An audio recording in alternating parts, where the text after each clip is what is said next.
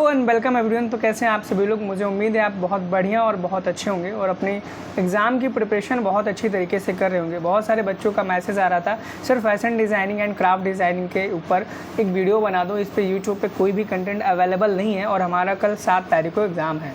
तो वीडियो आप सभी स्टूडेंट्स के लिए होने वाला है जो बीए, बीएससी, बीकॉम कोई भी कोर्स कर रहे हैं, ठीक है, और उनका कल एग्ज़ाम है, कल परसों जब भी है, फैशन डिज़ाइनिंग एंड क्राफ्ट उनके एग्ज़ाम में आने वाला और उन्हें नहीं पता है उन्हें क्या पढ़ना है क्या नहीं पता है।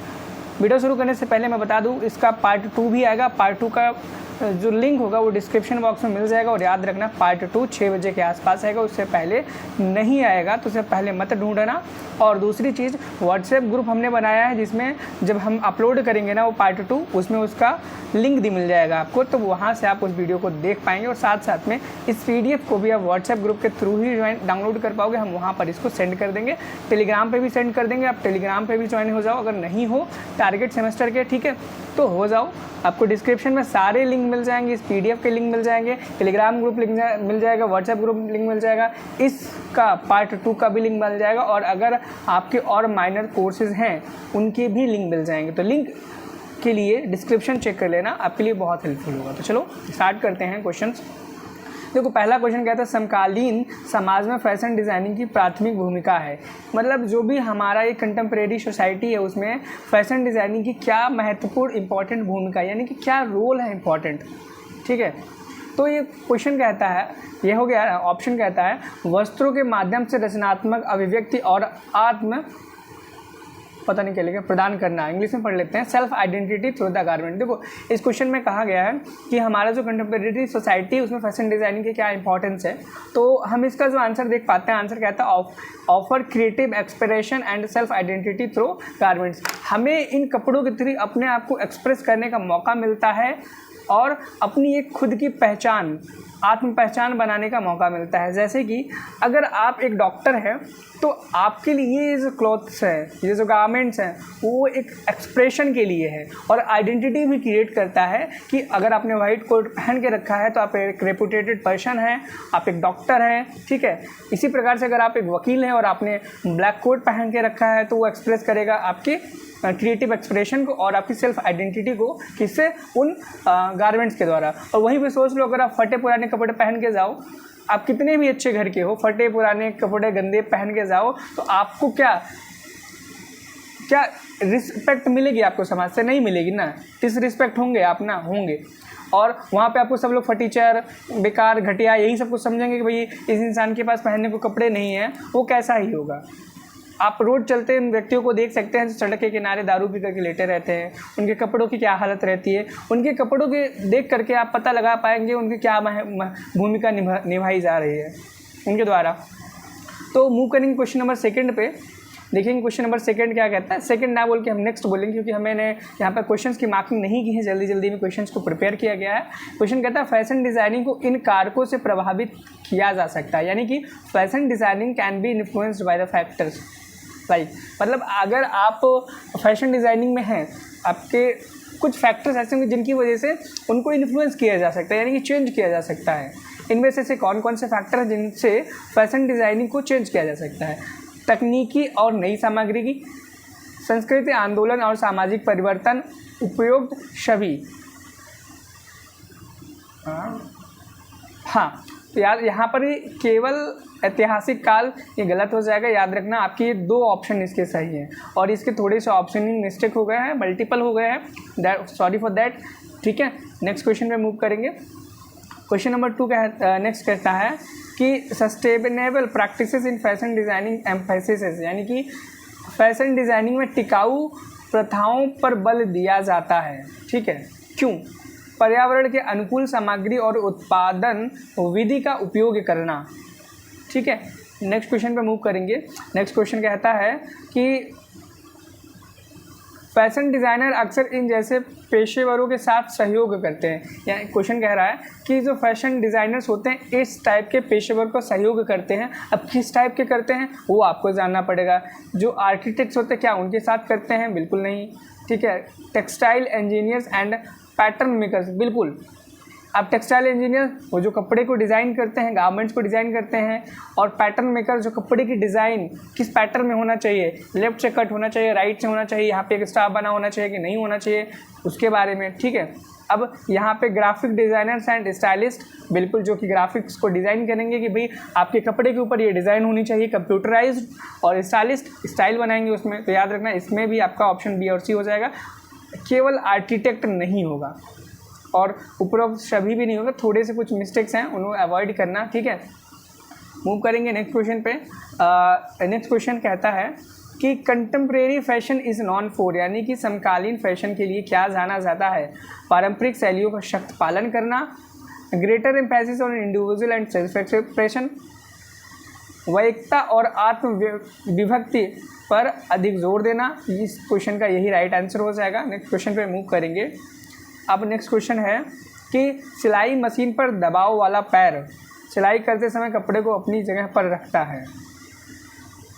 प्रेशर फुट, देखो अब क्वेश्चन आएंगे सिलाई मशीन जो है ना उसके ऊपर। अब देखो आपने एक स्ट्रक्चर, अगर आपने सिलाई मशीन देखी होगी तो आपने एक स्ट्रक्चर देखा होगा उस इस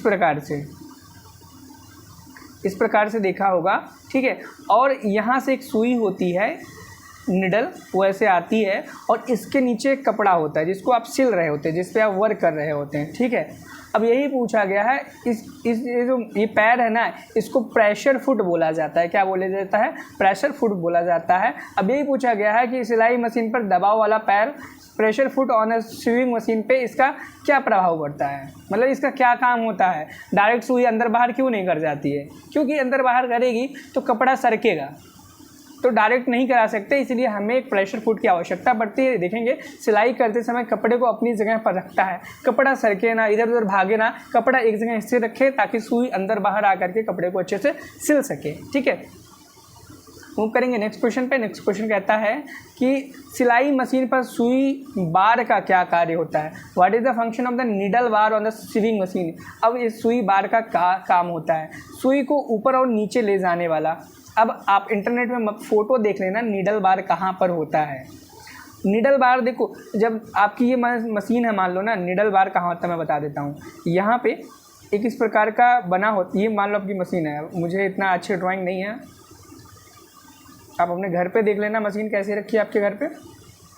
ये टेबल है, ठीक है, ये टेबल है। अब इसमें आपकी सुई लगी रहती है और आपका यहाँ पे फुट होता है, वही जो फुट प्रेशर फुट होता है, और ये आपकी सुई है, ठीक है। अब यहाँ पर ये जो वाला पार्ट है जिसके अंदर सुई लगी है उसको निडल बार बोलते हैं। अब बोला गया है निडल बार का क्या काम होता है, तो निडल बार ने क्या करके रखा, सुई को पकड़ के रखा है ना, यही तो सुई को ऊपर और नीचे ले जाने वाला, ऊपर नीचे ले जाएगा और उसको पकड़ के रखेगा, ठीक है। समझ में आ रहा है ना क्वेश्चन? बहुत इजी क्वेश्चन आने वाले, ज़्यादा घबराओ मत। बच्चों ने बहुत सारे घबराहट अपने मन में भर ली है कि मेरा बैक लग जाएगा इस पेपर, ऐसा कुछ भी नहीं होने वाला है, ठीक है। अब सिलाई मशीन पर feed dog on a swing machine. अब फीड डॉग क्या होता है, तो देखो फीड डॉग, अब आप फीड डॉग का भी आपको फोटो देखना पड़ेगा, उसके बिना नहीं समझ आएगा। सिलाई के दौरान कपड़े को धक्का देते हैं, याद रखना।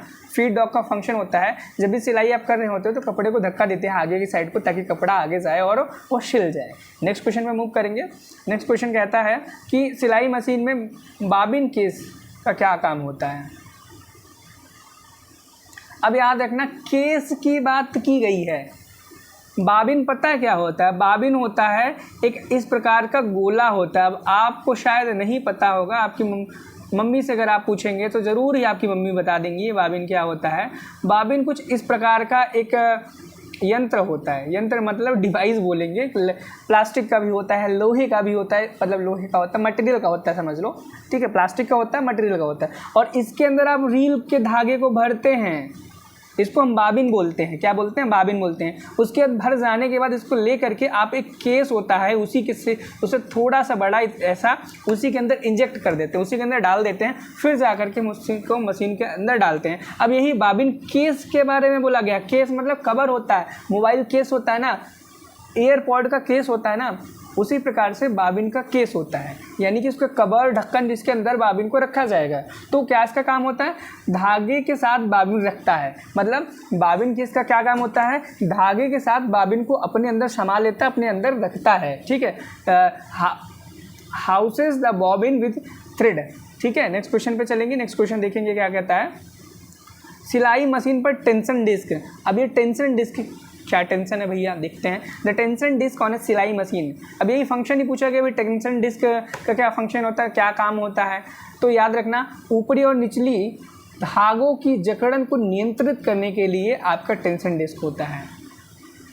अब देखेंगे, जब भी मशीन देखोगे ना, आप मशीन का जो सर होता है यहाँ पर एक ऐसा कुछ एंटीना टाइप का छोटा सा निकला होगा, उसके अंदर ऐसा होगा, उसके अंदर धागा आता है, धागा आकर तब सुई में जाता है, डायरेक्ट सुई में नहीं जाता है, उसको ही हम बोलते हैं क्या, टेंशन डिस्क बोलते हैं। ठीक है, अब हम मूव करेंगे नेक्स्ट क्वेश्चन पे। देखेंगे नेक्स्ट क्वेश्चन कहता है, कौन सा फाइबर अपनी उच्च अवशोषण क्षमता और सांस लेने की क्षमता के लिए जाना जाता है। Which fibre is known for its high absorbency and breathability. ठीक है, याद रखना, कपास। क्यों, क्योंकि आपने सुना होगा, आपको पता होगा, जो कॉटन के कपड़े होते हैं, कपास के कपड़े होते हैं, बहुत ज़्यादा हाई क्वालिटी के अच्छे होते हैं, उसके अंदर हाई एब्जॉर्बेंसी होती है, उसके अंदर आप ब्रीथिंग, आपकी बॉडी अच्छे से ब्रीथ कर पाती है, हाईली एब्जॉर्बेबल, यानी कि आपके अंदर जो भी अगर पसीना आता है, स्वेट आता है, तो उसको एब्जॉर्ब कर लेता है। ठीक है, देखेंगे next question, synthetic fibre generally offer. Synthetic fibre आमतौर पर हमें क्या प्रदान करते हैं। तो याद रखना, जो सिंथेटिक फाइबर होते हैं वो अच्छा लोच और खिंचाव, good elasticity and stretchability provide करते हैं। जो आपने देखे होंगे जो सिंथेटिक फाइबर होंगे, जैसे कि कुछ ऐसे पैंट्स आते हैं, ऐसे जीन्स आती हैं, ऐसी शर्ट्स आती हैं, ऐसी टी शर्ट्स आती हैं जो स्ट्रेचेबल होती हैं, वो सिंथेटिक फाइबर से बने होते हैं। किससे बने होते हैं, सिंथेटिक फाइबर से बने होते हैं। अगर हम सिंथेटिक फाइबर के भी एग्जांपल भी शायद आपसे पूछे जा सकते हो, आप याद करना, इंटरनेट पर जाके दो चीज़ें सर्च कर लेना कि सिंथेटिक फाइबर के एग्जाम्पल क्या होते हैं, क्या सिंथेटिक फाइबर के एग्जाम्पल क्या होते हैं और नॉन सिंथेटिक फाइबर के एग्जाम्पल क्या होते हैं।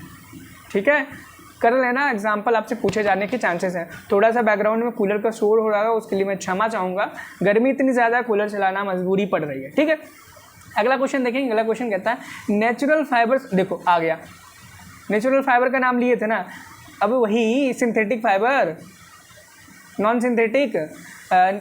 Natural fibres like wool are known for their. आपका जो नेचुरल फाइबर है जिसे हम वूल कहते हैं, वो किस लिए जाना जाता है। तो याद रखना, एक्सीलेंट वार्म एंड इंसुलेशन, वो आपको एक गर्मी और इंसुलेशन प्रोवाइड करता है। ठीक है, ताकि आपके अंदर की हीट बाहर ना जा सके और बाहर की जो कोल्ड है वो अंदर ना आ सके, और आपको एक उत्कृष्ट गर्मी प्रदान करता है। ठीक है, याद रखना, ये क्वेश्चन को, ये बहुत इंपॉर्टेंट क्वेश्चन है। तो नेक्स्ट क्वेश्चन पे देखेंगे। नेक्स्ट क्वेश्चन कहता है, कौन सा फाइबर अपने शानदार एहसास और उच्च शक्ति के लिए जाना जाता है। तो याद रखना, silk. Which fibre is known for the luxurious feel and the high strength. High strength मतलब जो टूटे ना, हाई लग्जरियस फील, आपको बहुत ही ज़्यादा लग्जरी फील कराए।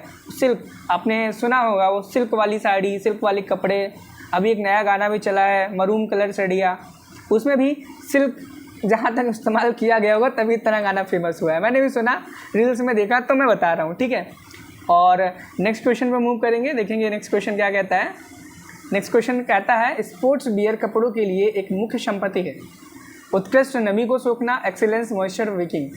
की property of sport wear fabric. देखो, अब जो भी स्पोर्ट वियर फैब्रिक होते हैं, तो ध्यान से आपको सोचो, स्पोर्ट वियर लिखा है तो उनको वही लोग पहनेंगे ना जो स्पोर्ट्स को खेलते होंगे, क्रिकेट, फुटबॉल, वॉलीबॉल। तो उनको क्या चाहिए होगा, खेलते समय जो पसीना आए, गर्मी आएगा, तो उनका जो मॉइस्चर है बॉडी से, जो स्वेट निकल रहा है, पसीना निकल रहा है, उसको सोख ले।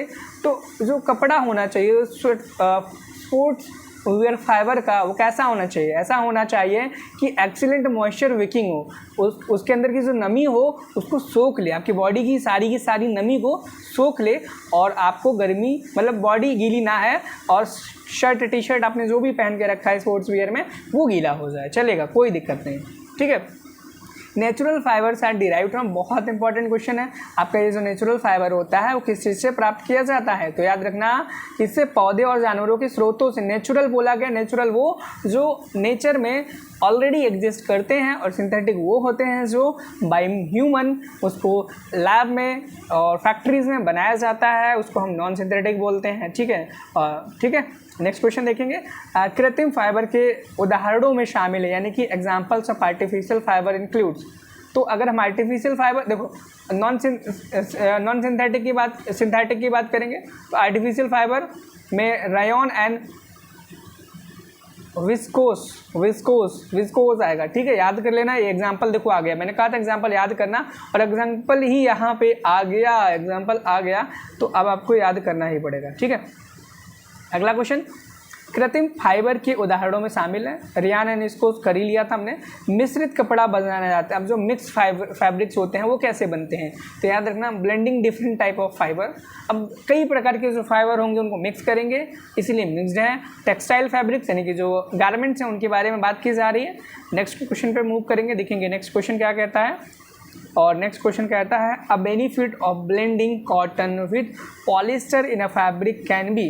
अब क्वेश्चन में कहा गया है कपास को पॉलिस्टर के साथ कपड़े में मिलाने का एक लाभ क्या हो सकता है, तो याद रखना सिकन प्रतिरोध में वृद्धि, यानी कि इंक्रीज्ड रिंकल रेजिस्टेंस।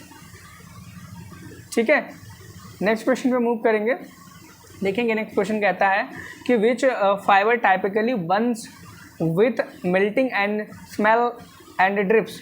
मतलब जले हुए परीक्षण का उपयोग कुछ कपड़ा फाइबर की पहचान के लिए किया जा सकता है, और आमतौर पर कौन सा फाइबर जलने की गंध के साथ पिघलता और टपकता है, तो याद रखना नायलॉन।